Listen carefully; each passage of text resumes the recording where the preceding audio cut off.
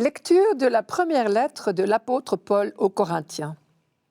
Le Christ est ressuscité d'entre les morts pour être parmi les morts le premier ressuscité. Car la mort étant venue par un homme, c'est par un homme aussi que vient la résurrection. En effet, c'est en Adam que meurent tous les hommes. C'est dans le Christ que tous revivront, mais chacun à son rang. En premier, le Christ, et ensuite ceux qui seront au Christ lorsqu'il reviendra. Alors, tout sera achevé quand le Christ remettra son pouvoir royal à Dieu le Père, après avoir détruit toutes les puissances du mal. C'est lui, en effet, qui doit régner jusqu'au jour où il aura mis sous ses pieds tous ses ennemis. Et le dernier ennemi qu'il détruira, c'est la mort. Alors, quand tout sera sous le pouvoir du Fils, il se mettra lui-même sous le pouvoir du Père qui lui aura tout soumis, et ainsi Dieu sera tout en tous. Le ressuscité est apparu un jour à Saül de Tarse, qui était en route vers Damas. Ce jour-là, la royauté du Christ s'est imposée à lui comme une évidence. Et désormais, cette certitude habitera toutes ses paroles, toutes ses pensées. Car pour lui, il n'y a plus de doute possible. Jésus-Christ, vainqueur de la mort, l'est également de toutes les forces du mal. Et la conviction de Paul, sa foi, qui est donc aussi la nôtre, c'est que le royaume du Christ grandit irrésistiblement jusqu'à ce que tout soit achevé. C'est le mot qu'il emploie ici. Tout sera achevé quand le Christ remettra son pouvoir royal à Dieu le Père. Toute l'histoire de l'humanité s'inscrit dans cette perspective. Perspective exaltante pour les croyants qui constatent au jour le jour la victoire de l'amour et du pardon sur la haine, de la vie sur la mort.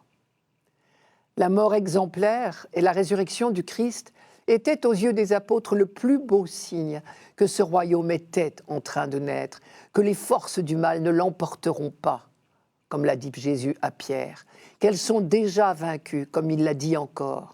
C'est dans l'évangile de Jean cette fois. « Courage, j'ai vaincu le monde ». C'est une phrase du dernier soir, Jean chapitre 16, verset 33.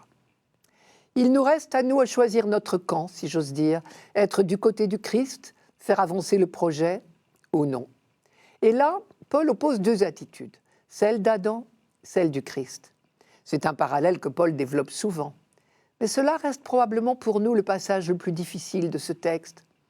En fait, Paul reprend ici un thème extrêmement familier aux lecteurs de l'Ancien Testament, celui du choix indispensable, ce qu'on appelait le thème des deux voies, voies au sens de comportement.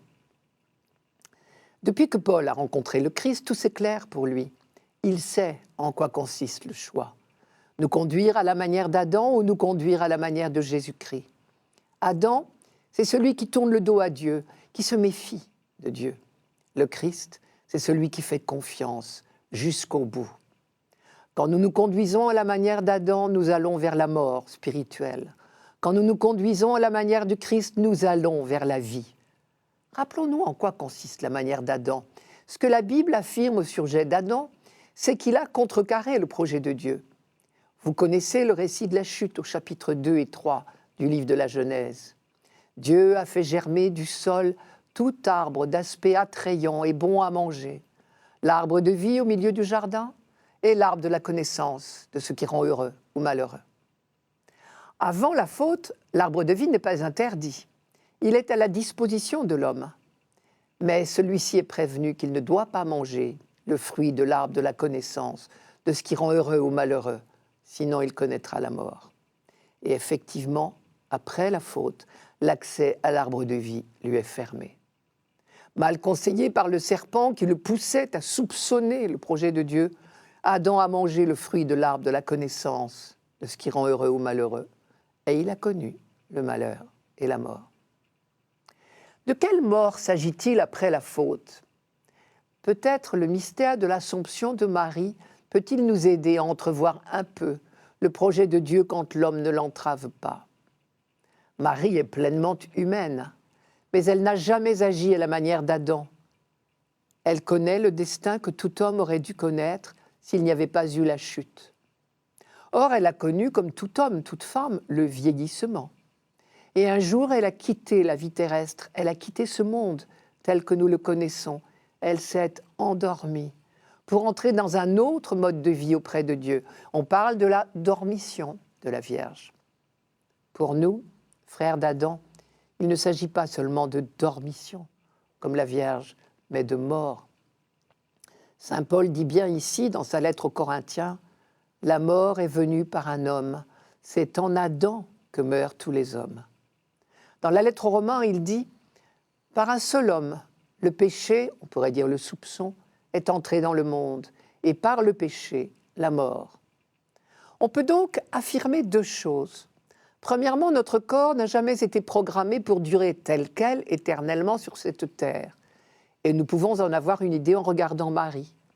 Elle, la toute pure, pleine de grâce, s'est endormie. Deuxièmement, Adam a contrecarré le projet de Dieu. Et la transformation corporelle que nous aurions dû connaître, la dormition, est devenue mort, avec son cortège de souffrance et de laideur. La mort telle que nous la connaissons si douloureusement est entrée dans le monde par le fait de l'humanité elle-même. Mais là où nous avons introduit les forces de mort, Dieu peut redonner la vie. Jésus a été tué par la haine des hommes, mais Dieu l'a ressuscité. Lui, le premier ressuscité, il nous fait entrer dans la vraie vie, celle où règne l'amour.